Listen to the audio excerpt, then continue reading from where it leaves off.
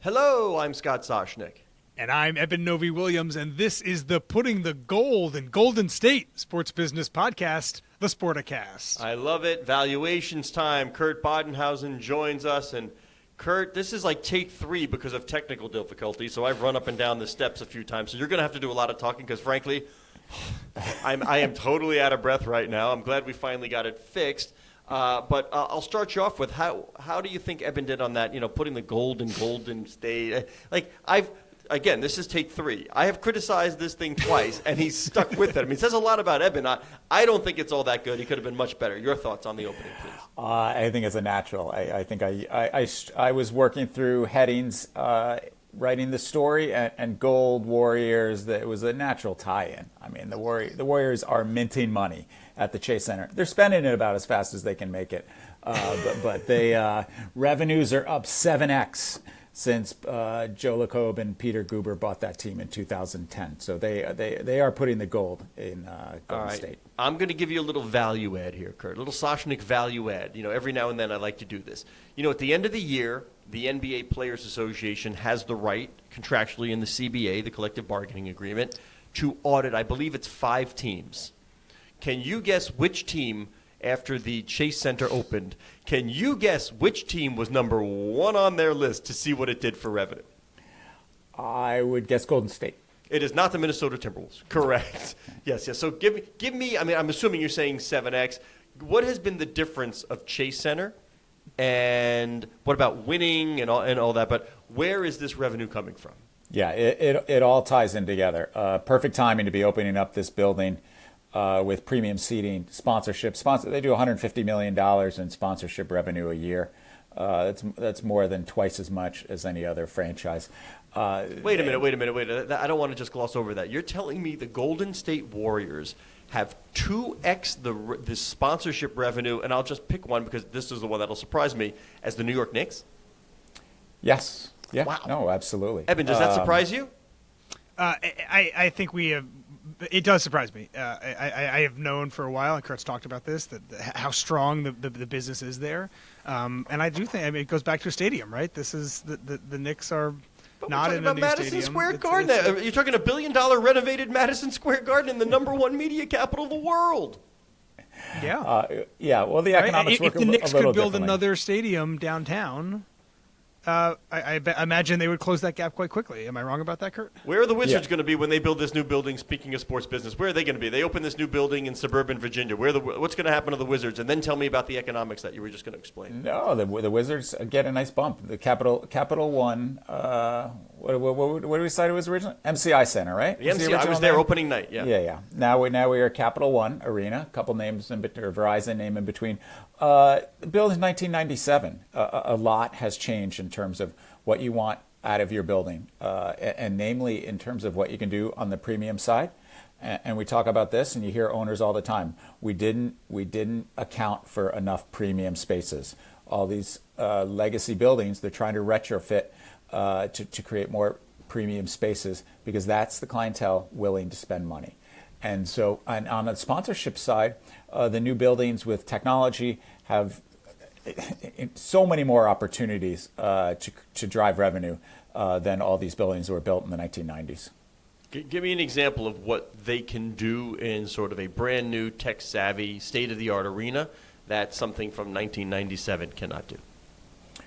Well, what you want, we talked to Utah Jazz about this. They were 29th in the league in sponsorship before Ryan Smith bought the team. They're now 7th. And so what they've done is just trying to, they've taken advantage of, in terms of the presentation, and we've seen this when we've done events too. They no longer are they saying, oh, let's go in a boardroom, I'll do a PowerPoint, and I'll try to sell you a sponsorship. Their pitch now is, we're going on the arena floor. I'm going to show you LEDs. I'm going to show you all the different ways that I can wow you. And again, 29th to 7th in 3 years. Sponsorship revenue for the Utah Jazz up 300% during that time. Partners are buying on. They're in an unusual situation that they've signed a new naming rights partner, jersey partner, pouring rights partner, and ticketing partner over the last 12 months. So it's rare you have those four buckets, those four assets come up all at the same time. What did Matt you want to go up in? What did Matt Ishbia's purchase of the Suns, at least at a valuation of $4 billion? Is that where you were going, Eben? It was one of the things on my list. Yeah, I was going to get to it later, but go ahead. Oh, I went too fast this time? Normally you and I are right in sync. What happened there? Yeah. All right, but what did that do to reset the market? Because everybody was surprised at that $4 billion. And we hear owners say all the time, oh, rising tides, yada, yada, yada. But, I mean, you really do have to recalibrate when somebody buys in at that valuation. I'll tell you the bigger purchase that recalibrated things was the Charlotte Hornets. For the Charlotte Hornets to sell for $3 billion raised the floor tremendously because the two teams that are sitting in the bottom quartile, Utah Jazz, Minnesota Timberwolves, both sold, again, 3 years ago those deals were done. And obviously the Timberwolves sale hasn't been completed yet. It was a multi-year process. And for those two deals to happen around 1.6, Utah was 1.66, I think, for a bottom quartile team to sell for $3 billion really opened up people's eyes. And to the point where, you know what, the NBA is morphing closer and closer into the NFL, where I don't really care what market I get. You know, I care a little bit what market I'm going to get, but if any of these come up to trade, I'm interested. And so to that point, Kurt, one of the things that jumped out to me about your list, the top three teams, this is the year-over-year increase. For the Golden State Warriors, 10% increase. For the Knicks, 13%. For the Lakers, 14%. The bottom three teams, go to the bottom. Here are the percentage. New Orleans Pelicans, 67% increase. Memphis Grizzlies, 69% increase. Minnesota Timberwolves, 73% increase in 1 year, year-over-year. So that, to me, highlights exactly what you're saying. Well, Eben, you and I have heard that A-Rod and Mark Laurie are trying to raise it some crazy valuations. Maybe they're not so crazy. I mean, from what we understand, they haven't gotten anybody to bite at their asking price yet. But maybe Kurt will help them get the number they're looking for. Listen, if Glenn Taylor was able to take this team back to market and sell control, he'd be probably looking at 2.7, 2.8. I think we value him at 2.9 billion. Because again, the NBA, once this new TV deal is done, you are going to have a check. It's not as big as the NFL check, but your local TV component is going to be much smaller, down to probably single digits on average per team. So they're not insulated completely from the issues going on with Bally's and on the local level, but much more so than, say, Major League Baseball. So you're going to have the big national check, huge international opportunity, and scarcity. We talk about scarcity drives value. You just had 4 teams, or if the Mavericks sale goes through, you're going to have 4 teams sold in the last 12 months, and it hasn't dented valuations. The last time we saw more than 2 teams sold was back in 2012, and we're going to have 4 sold. So those teams back in 2012 that ended a run were 9 teams sold over the course of 3 years. Those 9 teams, they were sold an average of 3 times revenue. The 4 that are going to sell this year, 11 times revenue. So buyers are paying it's an incredible premium to what we were looking at back in the beginning of the decade when the 76ers sold for $287 million. And by contrast, there's been 4 NFL teams sold in the past 8 years or something like that, right? The pace of turnover. It's a great point that it frames the valuation increases in a different way also, just by simple supply and demand. Yeah, and again, I don't think this is necessarily people rushing for the exits. A lot's been made about why Mark Cuban's selling. He's a concern about RSNs. He sold at the top of the internet bubble. He can read the tea leaves. I think from talking to a lot of people, most people see this as a way for Mark to partner up with somebody with very, very, very deep pockets and create a new arena casino situation. And again, the reality is the Mavericks are not a high revenue team right now. They didn't make the playoffs last year. Revenue was around $350 million. It's very, very middle of the road revenue figure for a big market like Dallas. They need a new building, and they're sitting on a high payroll. They have one of the biggest RSN deals as far as in terms of Bally's teams. So they are potentially looking at losses, and the Adelsons can come in and fund that as well as a new arena. And Cuban captures that upside in any sort of new development that, hey, maybe includes a casino as well. Can we talk just a little bit more about local revenue? Because the teams I think of, as you said, the collapse of a lot of the RSN businesses is going to, I think, further kind of separate the haves and the have-nots. You're talking about the biggest rights increases for a lot of the teams that I would expect to be the ones that are going to be the most hurt by the collapse of Bally's and the decrease in their local TV money. I'm interested in how much that affects. Is there a slight valuation decrease from that that's just getting papered over by all the other things that you're talking about? How does the RSN collapse affect the way you think about particularly those lower teams? Yeah, talking to bankers, they are papering over it. Yeah, it's the teams similar to baseball. It's the teams at the bottom of the financial table that are affiliated with Bally's. So the Knicks TV deal is not going away. The Lakers TV deal isn't going away. The Warriors don't have a very big TV deal, but they are not also affiliated. Philadelphia 76ers have a very big local TV deal. Their deal would seemingly be safe. And so the Bally's teams, the rights fees are smaller. So you're talking about rights fees that might be $25 million. This isn't a baseball. Even some of those small market teams have gigantic rights rights deals because it's 81 games. So it impacts them, and most bankers, the way they look at it, this is going to get papered over with the new national TV deal. That number is going to be so much bigger that it makes the loss of, if I'm only able to capture, say, 50% of my local rights, that's a hit. That's $10-12 million hit maybe for some of these teams. But the increase in the national money is going to help clean that up. But the national money being negotiated right now, we obviously don't know where the NBA is going to net out. And it's still like 3 years off, by the way. They wouldn't see this money for 3-4 years. Yeah, there was a time where I think a lot of people. It's not that far. 25-26. I mean, is kicks in the new deal. So, but we aren't that far out. On that national deal, there was a time when a lot of people thought the NBA was going to 3x, maybe even more, its money. Yeah. I think by market that's when Amazon was going to buy everything and Google was going to buy everything, right? I think the realistic number right now is probably between 2 and 3, and maybe even on the low end of between 2 and 3. Who knows? We're going to see. But I would think that for a lot of teams, 2 years ago, if you had asked them, before the RSN collapse, and also expecting a larger increase in national TV money than they are probably going to get, that revenue projections might be down for a lot of those teams moving forward than what they were expecting 2 or 3 years ago, and yet the valuations are soaring so much for a lot of those teams. I find that dynamic so interesting that the media is really fundamentally affecting revenue, and depending on what this national TV deal could even further decrease what the projections were, and yet here we are talking about teams increasing 76% in valuation in a year-over-year standard.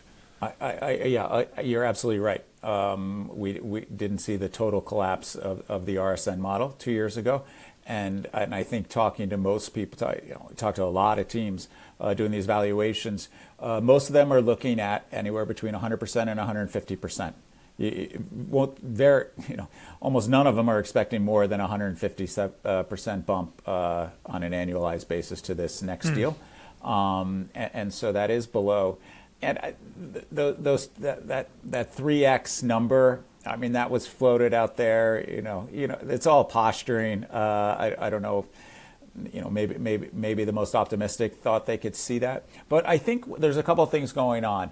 One, the local business has been unbelievable. The arena business has been incredible. Bounce back from COVID. So 2 years ago, there was still a lot of wariness in terms of what the local arena business might have been. And for those teams that control their buildings or operate them or own their buildings, business has been great. Concert business has been unbelievable. Teams are carving out all sorts of private event opportunities. I mean, you have teams generating $15 million a year from private events that are outside of the concert business. And No truth that the Badenhausen bar mitzvah was held at Barclays Center. No truth to the rumor, Eben. None.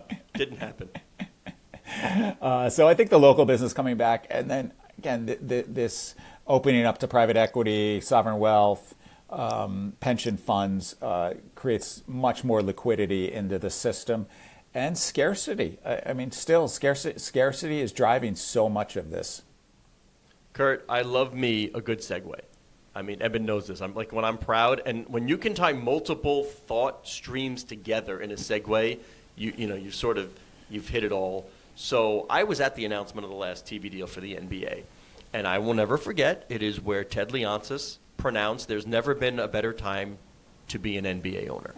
Well, I would argue that now is a better time to be an NBA owner than when that proclamation was made, and it should not be lost on anyone that we're doing this on the same day that Ted Leonsis announces that he's got a new building coming online, or at least the plan for a new building in development that'll have studios for the network. Of course, he owns the Capitals and the Wizards, so multi-team real estate play. And I think it's important for folks who want to understand how you do what you do to read the methodology. You know, I know it's a long explainer, but you really need to understand that the teams are just the hub and the spokes are coming out as real estate. There's finance, there's media, and you sort of see how the whole thing comes together. So it just seems like a perfect day with Ted announcing that he's leaving downtown D.C. to go to Northern Virginia, and the why. And what do you see looking and reading tea leaves? Obviously, the Commanders are looking at a new stadium. We've said forever, all these prospective buyers, when teams are on the market, we used to say they hoped there was a media opportunity, whether it was an RSN deal like the Dodgers back in the day. But now we think that prospective buyers like they don't want a finished product. They want to come and say, what can I do? Is there a stadium opportunity? Is there a real estate play? Look at Steve Cohen. He's talking about developing Willits Point with a casino out there. It's all about the ancillary businesses that can orbit around the team as the centerpiece. Yep, and just a great point about Ted. I mean, he is building the modern day sports enterprise, and he says we've outgrown the Capital One Arena for when it was built in 1997, because again now he has multiple sports teams. He has a WNBA team. He's got an esports team. He's now controls his regional sports network completely. He's got a digital network. He owns multiple venues. So by the way, there may be a baseball team for sale in that area well, too. And Ted hasn't maybe made multiple, maybe multiple baseball teams in the sort of region. Ted made very clear at our Invest in Sports event that he is looking at adding to his portfolio, and baseball would 100% be right up his alley. So he's looking for that blank slate that you're talking about to create all this. Build the retail development, and build a real entertainment complex, and so I think that's why they're interested in, again, not just putting a Band-Aid on the Capital One Center. DC's offering $500 million in public money to renovate it, and he's looking to just start over and build something fresh. Why are the Nets the only team to have 3% year over year? Everybody else is bottom, gangbusters. Everybody at the top, double digits. The only single digit bump. I guess Nets fans want to know why. The Nets stand out a little bit. The Nets, valuation probably got a little bit ahead of itself. All the excitement around the superstars coming to Brooklyn. Tickets were going crazy. People are banging down the doors for sponsorships. Revenue is going through the roof, and then the bottom fell out. They're starting over, rebuilding. So tickets certainly not as robust, and while they do have some good sponsorship deals, 100%, Webull is one of the biggest deals out there. You would think that a team that's coming in to re-up now, based on how that franchise is constructed, is not necessarily going to pay $30 million a year to put their logo on the Brooklyn Nets. When that deal was done, the anticipation was this is a team that is going to be challenging for the NBA Finals every year, with one of the most high-profile teams in the league. And also with the Barclays Center, they're facing a lot of competition for events right now. The balance sheet, doesn't look great when you start looking at the event business and how much money that building is generating. So that's certainly one of the challenges that the Nets and Josai have right now. Scott, Eben, you and I are going to wait. Hold on, Eben. I want to ask Kurt this. You and I have some money put aside. We've decided that we want to buy an NBA team in the next couple of years. Yeah, we've got some put aside. So, Kurt, give me your tea leaves. Look at this list and tell me we're going to buy it. Let's say we're going to buy the team in the next 6 months, right? And Eben and I, we're your typical private equity guys. We got a 5 to 7 year horizon where we'd like to double our money and get out and then buy an NFL team. So which club should we be targeting? Which club should I know Eben wants to buy the Jaguars. I don't know if Shad is selling, but I know Eben's targeting and he loves QB1. So which club should we be targeting in the NBA for that double-digit huge return in the 5 to 7 year time period? Well, if you're going to bet on a new facility, a new venue, I think you got to look at Philadelphia. If they can make that downtown building happen, you could be looking at a team that moves up the ranks pretty quickly and generates more revenue and creates really a foundational arena with a downtown build, the first downtown building in Philadelphia, which could certainly move the needle for that franchise. That's a fun fight, by the way, for the listeners who aren't aware of what's going on. Like, they play in the Wells Fargo Center, which of course is controlled by Comcast, right? Brian Roberts, and now you've got a core tenant in the building looking to leave and build a competing arena that would, of course, siphon off revenue for all sorts of events and concerts. And so you've got Brian Roberts against Josh Harris and David Blitzer trying to build this new build. This is a really fun one to watch in the sports. This is like a steel cage match in the sports business world, right?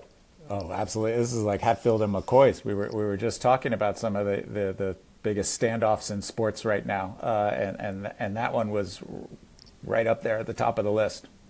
What are you guys hearing on expansion? The overwhelming conversation and everything I hear seems like Vegas and Seattle are the obvious two. There's been talk of some cities up in Canada, Mexico. I know there have been a little bit of rumors of interest. Are we 95%, 99%? How confident are we that it's two teams and that it's going to be those two cities? If I had my money to invest in something, that would be my bet if I could get any sort of odds. Two teams in Las Vegas and Seattle. The idea that the NBA is going to put a team instead in Montreal or Vancouver, Mexico City, this is just jockeying and maybe just floated out there to potentially drive up the price. Value add, Kurt. Soshnik, value add. You just mentioned Vancouver. You mentioned Vancouver. Want to see how the world has changed since I started doing this? This is such a great story. Eben, I think you've heard it. You've heard all my stories. Yeah, but you know where I'm going? I do. So yeah. I was going Is it out an to airport? NBA. I was going out to league meetings, and I was actually sitting between David Stern and Russ Granick years ago, and the league meetings were in Vancouver. So we get off the plane, and we're going to customs, and there's all of a sudden there's a hullabaloo, if you will. Like there's just a commotion, something going on. It turns out the person at the checkpoint had informed David Stern that Michael Heisley had announced that he was moving the team from Vancouver to Memphis. So we're on the plane traveling cross country. There was no computer, there was no Wi-Fi, there were no phone. Nobody knew. We were told, David Stern was informed by the person at customs that Michael Heisley had announced while we were in the air that the team was moving. And then there was the huddle, David, Russ, probably Joel Litvin, Brian McIntyre, and then the hastily called news conference in Vancouver to discuss wow, how much fun is it to have lived through that while we have teams now, it's like these orchestrated, that would never happen. We know this is, imagine Adam Silver being caught off guard that one of his owners was going to announce that he was relocating or that there's an expansion team going somewhere. I mean, just a really, really good glimpse into where the industry was and where it is now. How angry was David? Very. If you know David, remember when he said like there's like a voter of one, right? Whatever he used to say.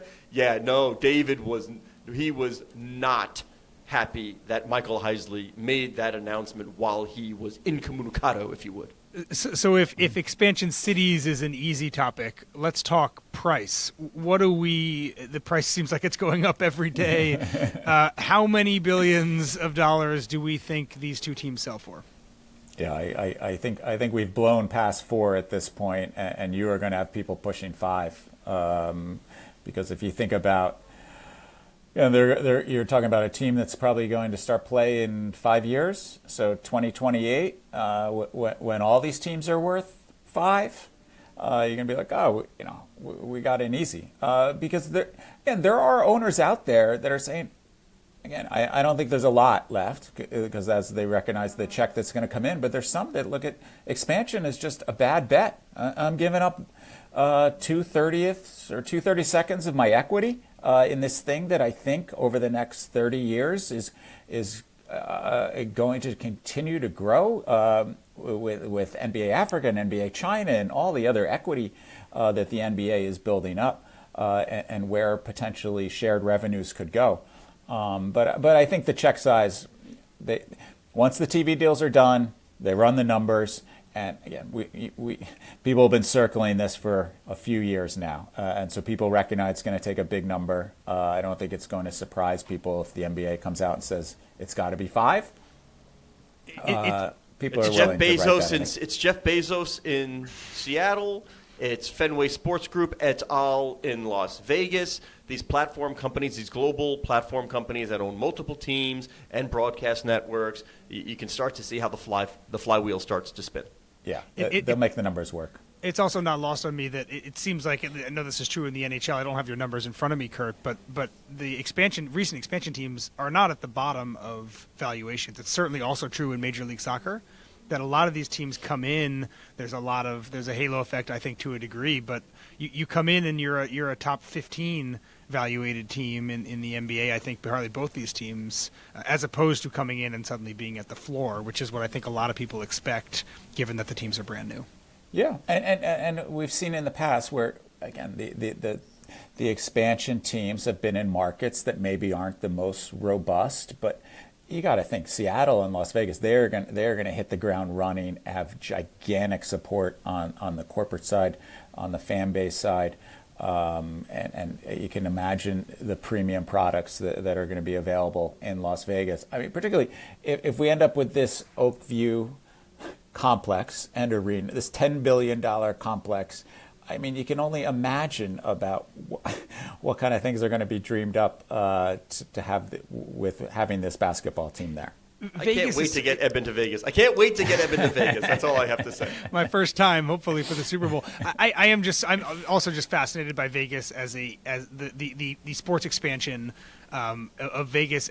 Before the Knights were there were no pro teams there, and suddenly we're going to have 4, maybe 5 in a decade move there, and they're the ones, at least so far, are doing tremendously well from a commercial standpoint. Just the fact that there was, and I know Vegas is a singular city in this regard, but that there was this much support, not just for ticket buyers, but also from corporations, to suddenly out of whole cloth add 4 or 5 major sports teams to the mix there, I think is a crazy and under-discussed story. What will be interesting, and we haven't seen it yet. I mean, COVID tested it a little bit, I suppose, but a recession, what happens in Vegas? The two pushbacks always with Vegas, it's such a boom and bust city, and so that's a little bit concerned. So in theory, sports teams should be insulated a little bit because they do a lot of long-term contracts. And then the other pushback was it's such a small market that you can't generate enough TV revenue. Now that local TV revenue isn't the end-all and be-all anymore in sports. So you got to generate money from your building and sponsorships is what's driving it. So, but it's incredible. It's unbelievable to think about pre-Knights to where we are now. Kurt, obviously everything we've talked about here was pretty much bullish, and all your conversations. Did you get any bears? No, I wouldn't say bear is. Yeah. Anything that resembled bearishness? The price. The price. People look at the price. Again, we think about, we're talking about this last huge transfer of teams 12, 13 years ago. 9 teams sold in 3 years, 3 times revenue. We always goof on MLS because of the revenue multiples that those teams are selling for. Well, when we compare the leagues, it's been MLS at the top in terms of revenue multiples for when Sportico's 2020. First time, so once that we first did our full series of franchise valuations, MLS is at the top in terms of revenue multiple. Well, we have a new number one. NBA, on average, 11 times revenue. So ahead of MLS, which is 10.3 revenue, 10.3 times revenue. So the price point is a little worrisome, and those teams at the top are becoming unaffordable. The NBA structure makes it a little easier because you can do 15% lead owner, but that's a lot of LPs you got to bring in at very big check sizes. That multiple stat you just gave, Kurt, I think is a much better way of articulating the thing that I was trying to say earlier about how it just seems like revenue is just less important now to the way that we value these businesses. And that I do think is kind of scary, right? That it's like internet startup, Eben. These things losing money, making no money. Yeah, it's got $1 billion valuation. Yeah, but those companies start that way, right? Yeah. And then in some ways transition out of that. And the NBA, at least in the past decade, all sports teams really are kind of in some ways going the opposite, right, where they used to be valued on their financials and now are suddenly valued on a lot of other kind of more ephemeral ideas and not the underlying financials. That is the point that I was trying to make. Well, people always ask, why do you look at revenue multiples? Why don't you look at every other business? Why don't you look at cash flow? That's how everybody values businesses. Yeah. Bankers started looking at revenue multiples originally because most of these teams didn't make any cash. So exactly. Same with the internet startups. And now, you don't want to look at cash flow multiples of these things. A $4 billion average valuation where the Pelicans. This is 100 times cash flow in some cases. So it's crazy town. So that's the pushback we get is just the prices have gotten ahead of themselves, and so if the national TV isn't this massive bump, again that's kind of what people have been betting on, but if it's your run-of-the-mill 80% bump, well then these teams still look pretty expensive. Right. All right. Well, Kurt, always love having you on. This is like Eben and I can do smart for a couple of minutes, but we bring you in and it's I don't even know how long. We're 33 minutes of smart right now, so we thank you for that. And speaking of smart, and in print sometimes you have to make corrections on stories. It happens. And so we had somebody email over, and they were like, "Well, I listened to your show and I love it because the detail and the accuracy, but you had a little something wrong. I hope you don't mind me reaching out." And, I said, absolutely not. Eben and I, warts and all, we loved it. It's impossible to be right all the time when you're talking like this. So I'm very happy to tell everybody that, Eben screwed something up. I have no idea where you're going with this. Was it me or I you? know. I didn't discuss this with you yet. It but was John Chaker reached out, if you know John, former Of course. GM in the NHL. And I was and this is what hurts me the most. Eben, look at my face. This is what hurts me the most. I was so proud of you when you were bringing in Ilya Kovalchuk to a discussion of Shohei Ohtani and the amortization of the deal pushing way out and whatever. And he said, I didn't go look this up, but if I'm betting Chaika versus Novi Williams on this, I'm going with Chaika if it's okay with you. Yeah. He said the money was not deferred on Kovalchuk at all. It was not money. It was simply years. And that was still viewed as circumvention. Oh, is that right? I'm just telling you what John said, and I'm guessing he's right. So to prove to the world, as I said to John, if I screw something up, and I do all the time, we just want to get it right. So, I was impressed I'm still impressed that even if it was just years, that you knew in some way, shape, and tangential way that Ilya Kovalchuk should be used in a conversation with Shohei Ohtani, to me, sir, you did a good job. Okay. Yeah. So if I was wrong about that, I apologize. So everybody can go Google it themselves, but I think it was really just they pushed it out to some ungodly length of time. Yeah, he was going to be in his it, late 40s or something by the end of the 17-year. And no athletes playing in their late 40s. Just saying.